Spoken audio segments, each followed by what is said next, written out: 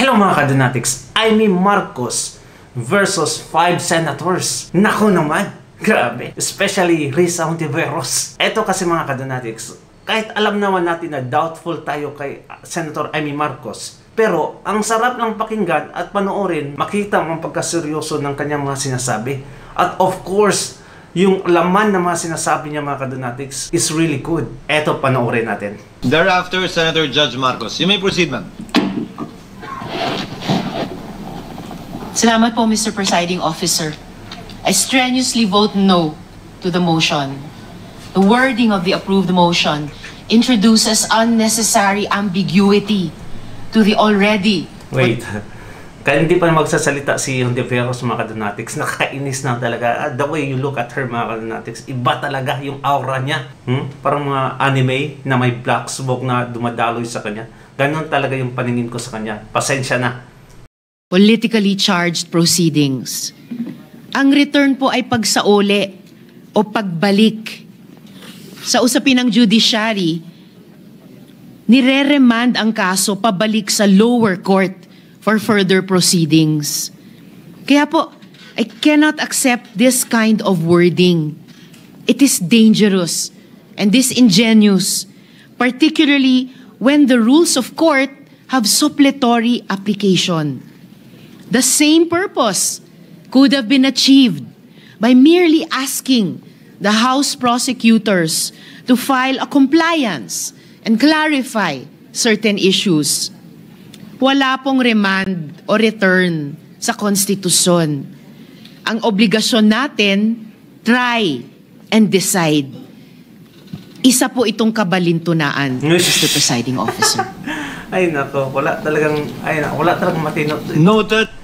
Wala talagang matinong nagawa itong si Risa Hontiveros mga Kadonatics. Kundi opposition lang talaga yung karakter niya sa Senado. Wala nang iba.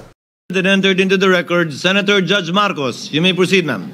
Yes, maraming salamat sa ating presiding officer. Sang-ayon po ako sa... And for your information, kung bakit hindi siya naka-robe mga Kadonatics as a judge, kasi ayaw niyang i-judge si Inday Sara Duterte. Sinabi niya at si Rowan Padilla, hindi sila magsusuot ng robe na ganun. Salute, di ba? Motion ni Senator Judge De La Rosa at Senator Judge Cayetano, basta't maliwanag na ititigil ang proseso hanggat di natutupad ang dalawang kondisyon na sinaad ng ating amendment. Akala ko si Raul Manuel ang nasa background. Inis na sana ako. Ang sabi, accountability? Accountability ba talaga? May dalawang SKL ako dyan. Una, SKL, share ko lang.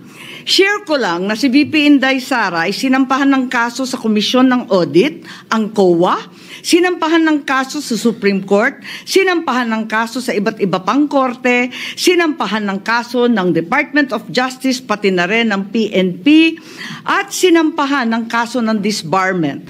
Grabe! Nasa 10 ata yung lahat mga Kadonatics. Ganyan ba yung sinasabi na hindi prosecution ang nangyayari ngayon? Nako, piniprosecute na si Inday Sara Duterte. Biruin mo, ibang ahensya nagsampa ng kaso. Like, what the? Isang ganyan katindi yung banat nila? Grabe talaga. At kanina lamang, may panibagong isasampang 612 million na namang confidential fund ng OVP at ng Department of Education. Walang tigil na kaso.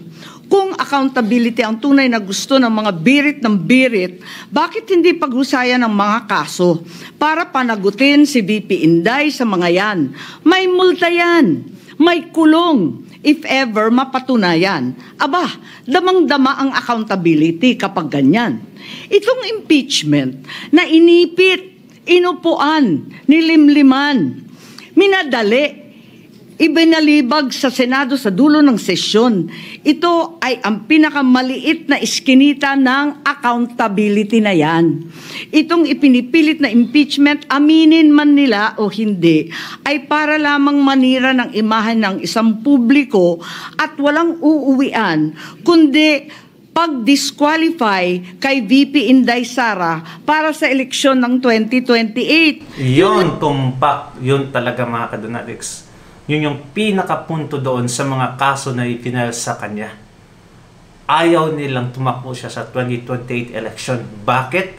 Isa siyang threat. Kagaya ni Tatay Digong na naging threat mga kadunatics sa mga hunghang na mga oligarko at mga drug lords. Ngayon, kung si Inday Sara ang nasa pwesto, nako, mas matindi pa ata yung gagawin niya. Lamang ito, pinahihirapan pa natin ang ating mga sarili. Alam naman nating lahat, tayo at ang sambayanan, hindi accountability ito. Tungkol ito sa pagpigil kay VP Inday Sara para sa 2028. Huwag na tayo mag-production number. Yan ang gustong puntiryahin. Kaya ang pangalawa kong SKL, ikalawa SKL, saan ka lulugar? Kapag umuo ka sa pagpatuloy ng impeachment, magpadala ka sa mga ambisyoso ng 2028. Kapag pinadismiss o pinaremand mo naman, sasabihan kang pinoprotektahan mo si Inday. SKL, saan ka lulugar? Ako sa tama. Magpakatotoo tayo, mga kapatid na hukom at senador. Malayo pa ang 2028. Maraming gutom at naghihintay ng serbisyo mula sa Senado. Hindi tanga ang Pilipino. Alam natin ang motibo at tunay na pakay ng mga lulong sa ambisyon at kapangyarihan. Maraming salamat po. Nakikita ko yung reaksyon ng nasa background mga kadunatics na ganun talaga siya. May sense yung mga sinasabi ni Marcos. Totoong-totoo na mga kadunatics. Anyway mga kadunatics, may mga reaksyon kasi yung mga traidor na nasa Senado ngayon, yung 5, sa privilege speech ni Senator Amy Marcos. Pero probably I'll just gonna put down the link para sa continuation. Hanggang dito lang tayo. And please comment down below kung ano yung masasabi nyo kay Senator Amy Marcos at kay Risa Hontiveros. Please, thank you so much and God bless everyone. Please don't forget to subscribe. Bye-bye.